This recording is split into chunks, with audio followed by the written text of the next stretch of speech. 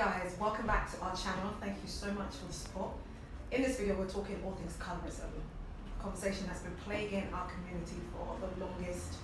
Sit back, enjoy, relax, like, subscribe, and all of that.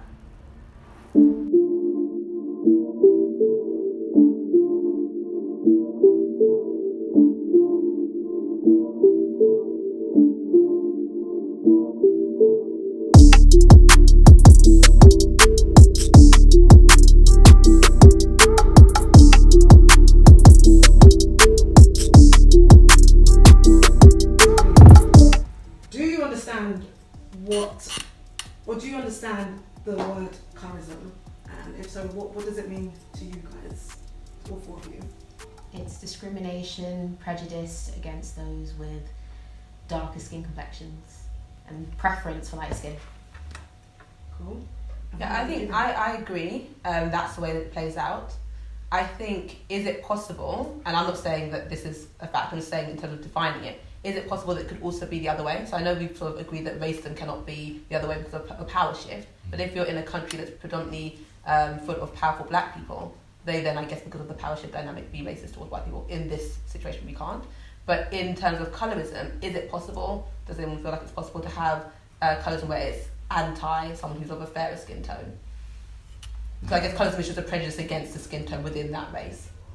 I mean, as we live in the society today, it is favoritism of light skin. Mm-hmm. It is loving, preferring. It's privilege to be someone of a fairer complexion. So in theory, technically, it can work the other way around, but in reality, that's just not the case at all.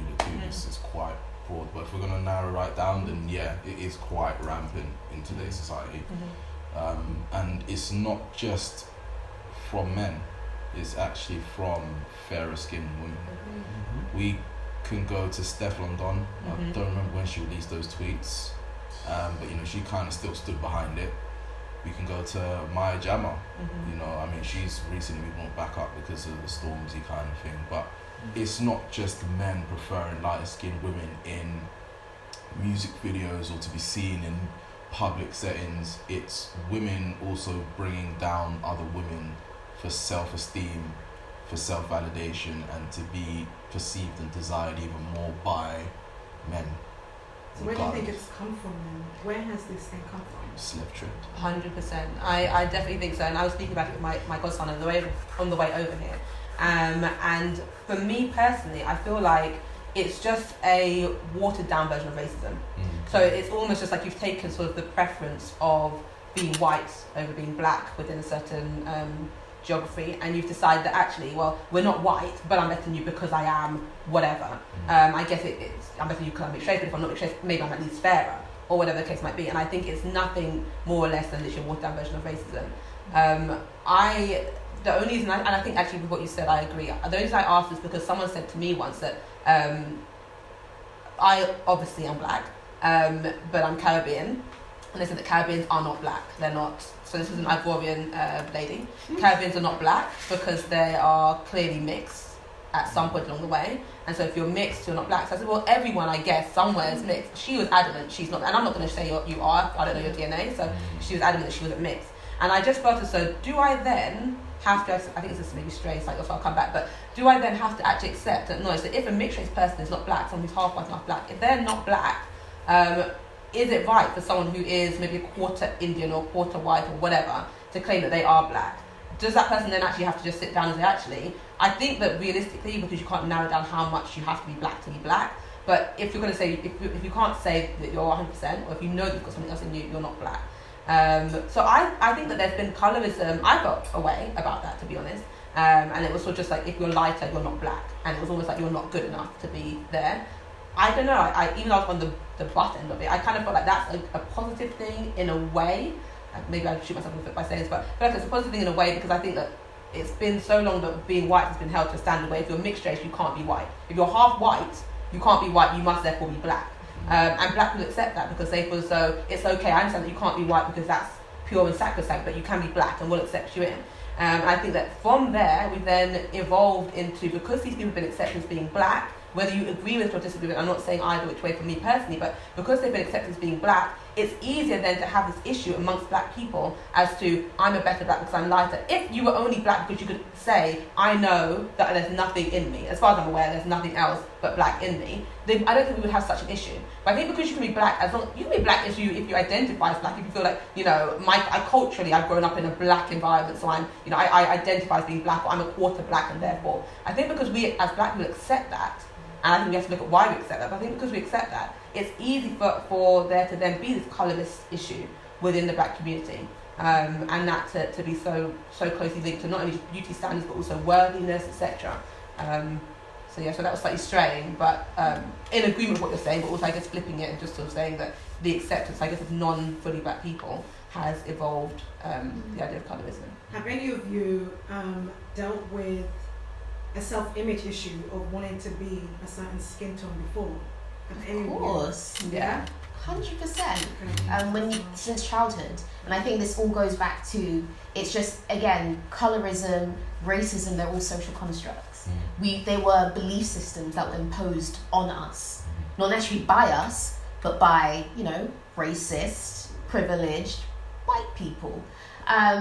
So growing up and never seeing representation, not really having the natural hair movement, not really having black girl magic, and not having these collections, these collectives, and these movements empowering dark skin, brown skin, black women, meant that growing up I felt very insecure about how I looked. And I wanted to look like my friends with long straight hair who are light skinned, and because that's what people preferred. Until this day, people still do prefer it, but I think the movements that have risen in the last 10 years has helped a lot. Studies on this, you know, break down the man in the household, and it kind of ruins everything else. So now we've grown up thinking, we've come from a place of vengeance where we're like, okay, in order to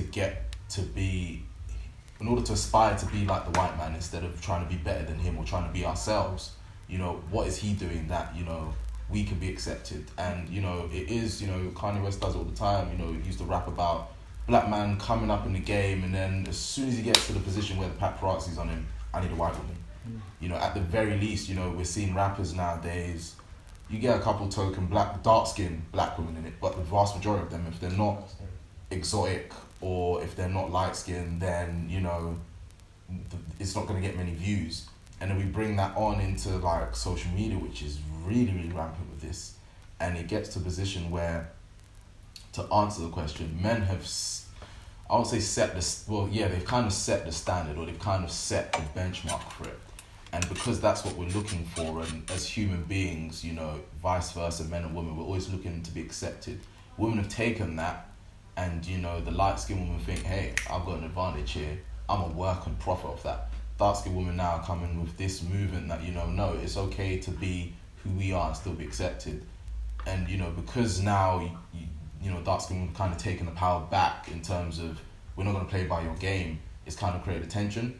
The same way, you know, Jamal said as well, like, us dark-skinned guys, quite a few of us think that light-skinned guys are emotional. You know, there's that kind of notion that light-skinned guys are emotional, your Chris Browns, your Bow Wows, they're just going to be emotional and pour out. Going back to the masculinity thing, but, you know, coming back into it, the same perception again, men have set this kind of benchmark because deep down over years and conditioning and seeing and not having representation, I want a white woman, a light-skinned woman.